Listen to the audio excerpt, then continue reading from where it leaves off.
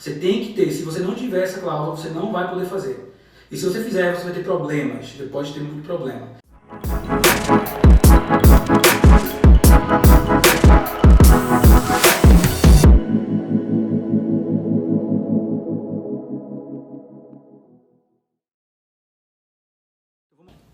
Segundo ponto, você tem que saber qual é o contrato que você tem que ter para poder fazer ofertas nas propriedades. Geralmente, e aí eu te recomendo fazer isso, geralmente o wholesaler, ele envia o contrato dele para o dono da propriedade. Ele faz a proposta e ele cria o contrato dele, tá? Seja com advogado, com paralegal, o que seja.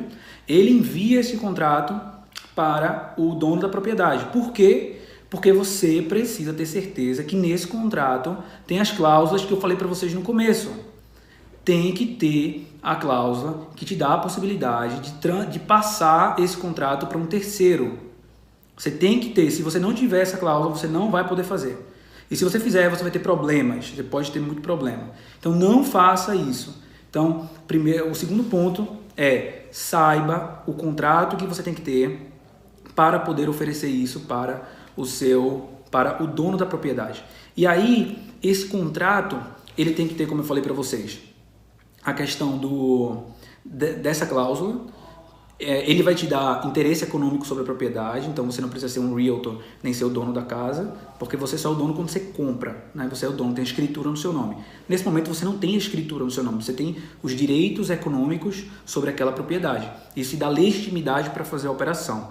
Então tem que ter essas duas coisas. Então manda esses contratos vocês quando encontrarem, ou confecciona ele com o advogado, explica qual é a tua estratégia e ele vai te entregar esse modelo de contrato para o teu negócio e aí submete as ofertas para essa pessoa.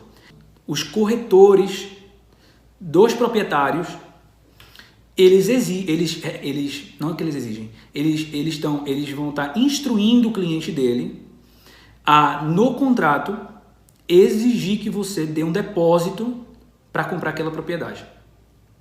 E aí por quê? Porque se você desistir da compra, você perde aquele depósito. Lembra que eu falei que você tem, por exemplo, 30 dias para poder finalizar a compra do imóvel, correto? Se chegou em 30 dias e você não finalizou a compra do imóvel, você perde aquele depósito que você deu. Entendeu? Só que aí nós, como wholesalers, investidores, pessoas um pouquinho mais inteligentes, nós vamos buscar uma outra maneira de, se a gente é obrigado a dar o depósito, se o negócio é muito bom, se você não quer deixar de pegar esse negócio por conta do depósito, mas você está com medo de perder aquele negócio, de perder o depósito porque talvez você não encontre alguém para comprar a casa nesse prazo, existe uma outra estratégia que nós usamos, nós wholesalers, né, vamos colocar como wholesaler aqui agora para ficar fácil, nós wholesalers utilizamos para, se nós não fecharmos a venda, nós consigamos recuperar o earnest money. E essa cláusula se chama contingência de inspeção. Você, como comprador, exige que aquele contrato te dê um prazo para você inspecionar o imóvel e, caso apareça coisas na inspeção, você pode desistir da compra da propriedade, você tem direito de pegar de volta aquele depósito. Essa é uma cláusula que eu fiz assim, apareça, porque muitas vezes aparece, e apareça, por exemplo, vou dar um exemplo agora. Eu fiz uma oferta numa casa em 170 mil dólares, nós íamos gastar mais ou menos uns 100 mil dólares para reformar, então a gente tem aí mais ou menos 280, e a casa valia 400. Só que aí, a casa estava linda, maravilhosa. Nós contratamos uma empresa para fazer inspeção na casa, porque eram valores muito, muito altos. E existem problemas na casa que às vezes eles não são vistos por nós. Você tem que contratar uma empresa que ela é especializada nesse tipo de operação. E aí descobrimos que a casa tinha muito problema estrutural na fundação. E era interessante porque em cima onde você andava, não tinha problema. Você andava, você soltava assim uma bola de golfe ali em cima e ficava plano. Não caía para o lado, não caía para o outro. Por fora não tinha rachadura nenhuma, não tinha problema nenhuma. Lá no basement, lá embaixo, na parte central dela, tinha problema estrutural.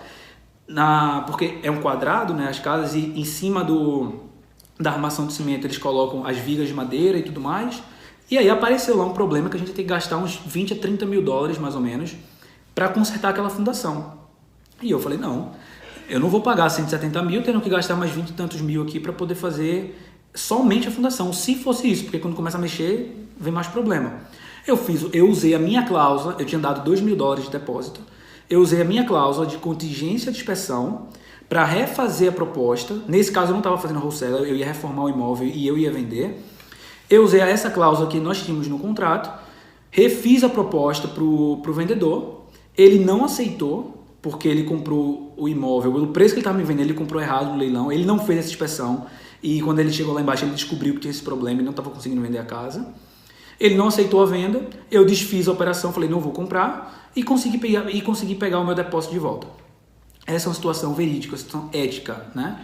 Mas tem muita gente que usa, e eu estou explicando para vocês o que é que o mercado faz, tem muita gente que usa essa cláusula de contingência de inspeção para poder sair da venda do imóvel e recuperar o depósito que deu ali naquele processo de venda de wholesale.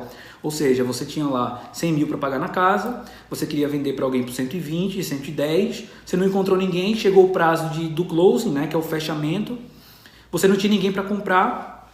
Se você for um pouco inteligente, você coloca as datas de inspeção próxima ao final do prazo de contrato, porque você tem uma noção ali se você já tem alguém para comprar ou não, e aí você consegue correr dessa cláusula aí do earnest money, você recupera esse depósito que você deu, e eu recomendo que vocês usem essa cláusula de maneira ética, de maneira correta. Por quê? A gente vai entrar nesse ponto aqui. Você pode recuperar $2.000 nessa operação fazendo de maneira errada, não sendo ético, mas você vai queimar seu nome no mercado. Porque aquele corretor ali, por exemplo, que você cancelou a venda, o corretor do seller, ele também é corretor de várias outras pessoas na cidade. E ele vai começar a conhecer que a empresa Agrelli ali, os caras são wholesalers, eles estão acostumados a, no final da venda, ele não fechar a operação por conta da cláusula de inspeção. O que é que eles fazem? As propostas que a gente manda nunca aceitam. É uma das coisas. Quando eles veem o nome da empresa, falam, nem aceita. Nem aceita porque vai dar errado. Vou dar um exemplo para vocês. Eu já consegui comprar casa dando oferta mais barata do que minha concorrência, e eu sei que foi mais barata porque quando eles aceitaram minha oferta, eles me falaram e mostraram que tinha oferta mais cara, mas iam fechar com a gente porque sabia que todo imóvel que a gente botava um contrato, a gente fechava. Né? Então, é credibilidade. Né? Então, você pode ser antiético usando essa cláusula? Pode. Pode no sentido de você tem a legitimidade contratual de fazer, mas eticamente falando, você vai destruir seu nome naquele mercado muito rápido. Então, mas enfim, voltando para esse tópico, porque essa questão da ética e das boas práticas, eu vou falar com vocês daqui a pouco. Então, é importante que vocês entendam o que é que vocês podem fazer para proteger a operação de vocês. O vendedor, se ele tiver acompanhado de um corretor bom, e está certíssimo, tem que fazer isso, o corretor bom vai fazer isso, ele vai te exigir pagar depósito, ele vai colocar para você cláusula de contingência, tudo bem, mas ele vai botar que seja logo nas primeiras semanas e não seja nas últimas semanas do mês, perto dos 30 dias. Um bom corretor que entende das malícias e das estratégias desse tipo de negócio, ele vai estar muito safo, ele vai estar muito ligado em quem é wholesale e quem não é, principalmente se você for novo ali. Geralmente as pessoas se conhecem na área, geralmente as pessoas se conhecem. As cidades são grandes, tem muitos imóveis, mas geralmente os corretores conhecem quem são as pessoas que mais compram, quem são as pessoas que mais reformam, quem são as pessoas que são wholesalers. Eles conhecem, principalmente quando vocês fazem em várias operações. Então, você tem duas opções aí, se queima muito rápido no mercado ou faz seu nome no mercado de maneira ética. Tá? Sua credibilidade, seu nome, o nome da sua empresa vale mais do que dinheiro.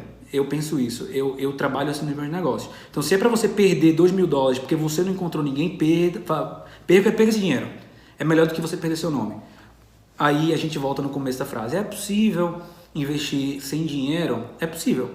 Agora, se o comprador, se o vendedor exigir que você pague depósito de todo jeito e você não tem depósito, você simplesmente não vai fazer oferta naquela casa. Você vai buscar uma casa que não vai exigir aquilo. Geralmente, as casas que não vão exigir aquilo, geralmente, são casas que os próprios donos estão vendendo, não estão acompanhados de corretores.